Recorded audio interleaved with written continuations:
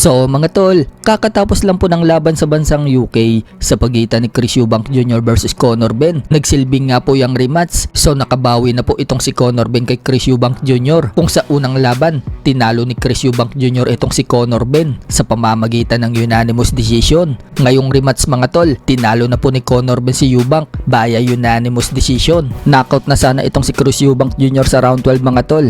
Dalawang beses po kasi itong bumagsak pero na-save by the bell pa ito. Dahil sa panalo ni Conor Benn, umabante na po ang record niya sa 22 wins and only 1 loss. Habang yan na po ang pang-apat na talo ni Chris Eubank Jr. Bumagsak na po ang record nito sa 35 wins and 4 losses. Sa kabilang banda naman mga tol, magandang balita po para sa ating mga Pinoy boxing fans sapagkat sa kakatapos lang po kagabi ng laban ni Albert Pagara sa bansang Thailand, panalo po si Pagara via knockout sa round 1 sa kalaban nitong Thai fighter. So wala nga po tayong nakitang video mga tol ng laban ni Pagara. Nalaman lang po natin mismo sa post ni Pagara na panalo siya. At nalaman din natin na first round lang, tinapos na agad ni Pagara ang kalaban niya. Na makachat ni Pagara ang isa nating kasamahan sa industriya ng boxing content. Pangalawang sunod na panalo na nga po yan ni Pagara mga tol sa bansang Thailand nang walang inilabas na video. Nito nga lang pong September 13, napalaban din kasi si Pagara sa Thai fighter na si Botchakon. At naipanalo din po ni Pagara ang laban na yan. Tinapos lang din niya sa loob ng first round ang kalaban.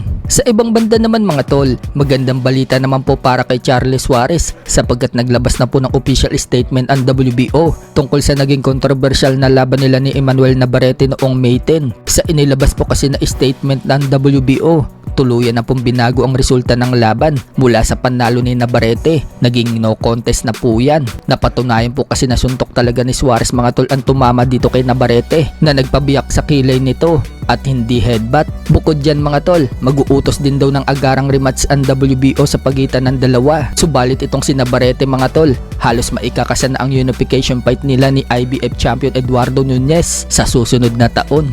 Kaya baka ang mangyari dyan mga tol, kung sino ang mananalo kay Emmanuel Navarrete versus Nunez, si Charles Suarez ang sunod na kakalabanin. So nasa Team Suarez po yan mga tol, kung papayag silang mag-step aside, si Navarrete versus Nunez muna ang maglalaban. Ang mananalo ay siya yung kakalabanin. Sa iba pang balita mga tol, ngayong November 22 na po ang unification fight sa pagitan ni Fernando Martinez versus Jesse Bam Rodriguez sa Riyadh, kung saan nakataya po dyan ang 4 na titulo, ang The Ring Belt, WBO at WBC Super Flyweight World titles ni Jesse Bam Rodriguez at WBA title ni Martinez. Nagbanta nga po itong si Martinez mga tol kay Bam Rodriguez. Mapupunta daw sa strategic ang laban na yan at chess match daw yan. Tiwala nga din po sa sarili itong si Puma Martinez mga tol at naniniwala siya na inanakaut daw niya itong si Bam Rodriguez.